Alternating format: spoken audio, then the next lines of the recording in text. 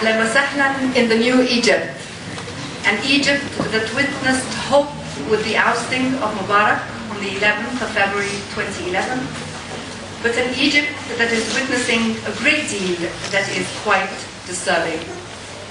May I ask you to rise in a moment of silence to pray for the loss of the lives in Egypt and elsewhere. Let me welcome you all with us to this conference that brings together the Center for the Advanced Study of the Arab World in the University of Manchester, the Women and Memory Forum, and the Department of English at Cairo University. I have to admit, I am very happy that Hoda Elsadda is back from Manchester. Welcome back, Hoda.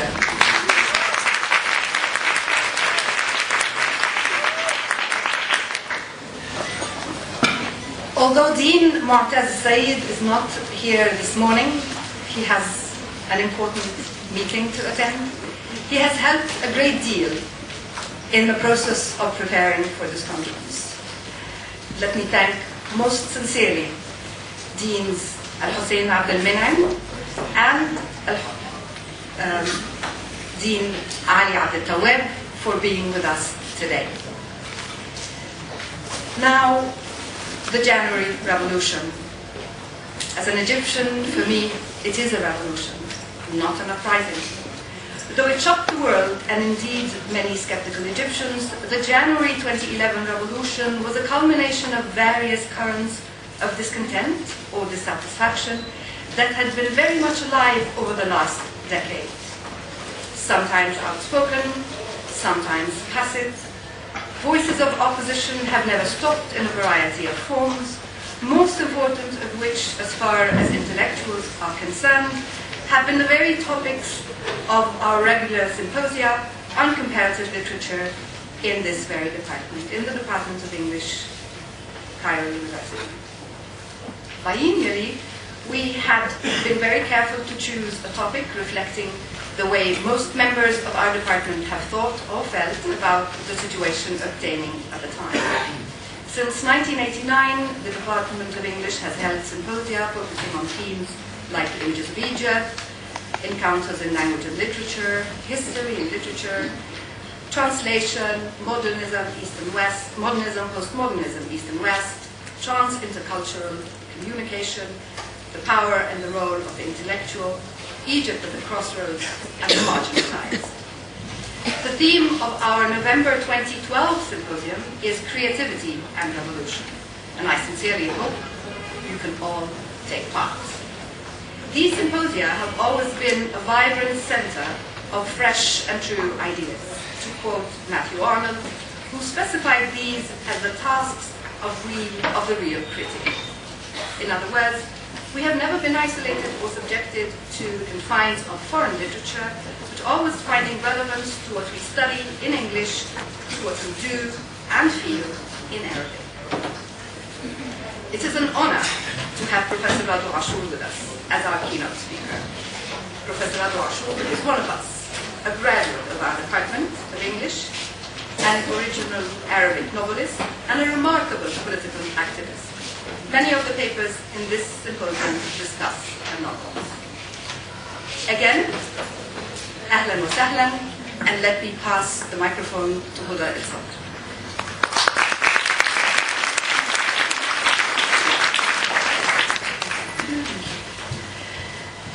Thanks very much, Loubna. Thank you all for coming. This is really wonderful. I too am delighted to welcome you all to the opening of the conference Narrating the Arab Spring. I welcome you wearing three hats that I value.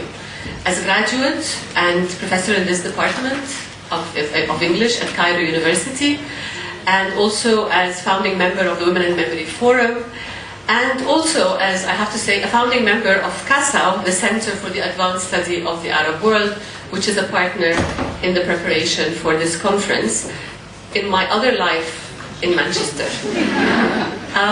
Loubna has spoken about the Department of English. I think I'd like to introduce CASAO to everyone. CASAO is a collaborative project between the universities of Manchester, Edinburgh, and Durham. It was established in October 2006 with the aim of creating a specialist center for language-based study of the Arab-speaking world, building capacity at the postgraduate and postdoctoral levels, and is actually one of our PhD students in Kassau in this room, Nariman. I can't spot her right now.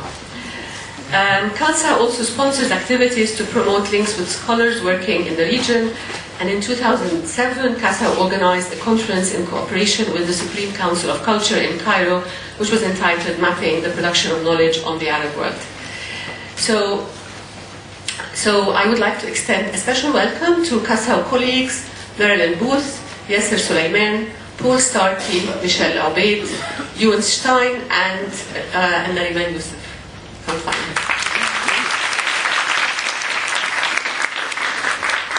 All right, so on January 25th last year, I was then at Manchester. I was professor at the University of Manchester, and I was in Cairo on vacation.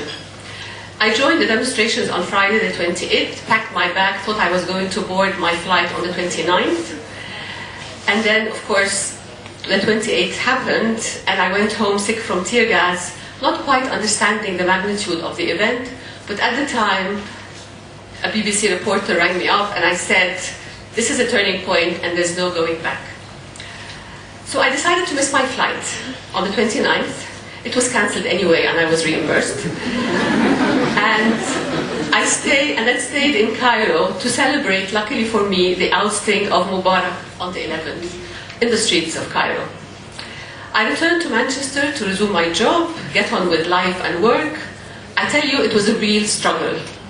In this respect, I think I convey the feelings of many Arabs and Egyptians living and working abroad, who also struggled to carry on with their lives while they were glued to their TV screens as they followed the rapid unfolding of events in Tunis, Egypt, Libya, Syria, Bahrain.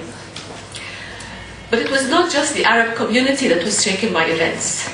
There were also Englishmen and women, non-Arab colleagues, and I'd like to stress this, students, human rights activists, the larger community of decent individuals who expressed solidarity with Egyptians, with Tunisians, with Libyans in the struggle for freedom and dignity. Support for Arab revolutions is not a matter of nationality or passports or skin color.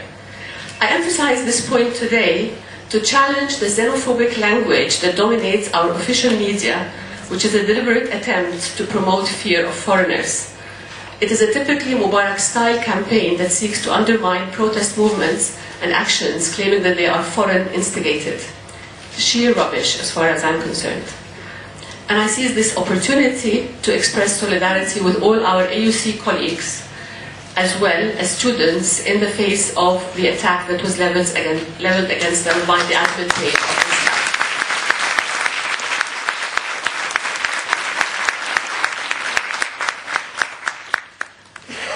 I'm coming to an end. The Arab Spring has inspired and will continue to inspire and energize movements and peoples both inside and outside the region, despite the many setbacks and despite deliberate attempts to undercut what was achieved. A year now since the beginning of the revolution, we're all aware that the road is long and hazardous, that the old regime is entrenched in institutions, in mindsets, in various political elites, and that there's a high price to be paid for freedom, dignity, and social justice. However, pessimism is a luxury we cannot afford.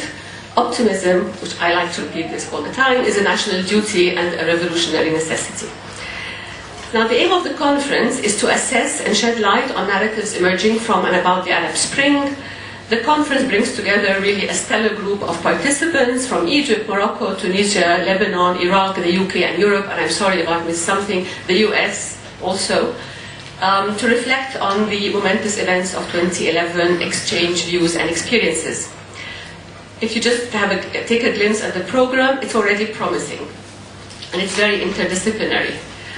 I would also like to draw your attention, this is like an announcement, to the fact that there's a film program that will be running throughout the conference, where we show a number of documentaries and feature films directly related to Arab revolutions.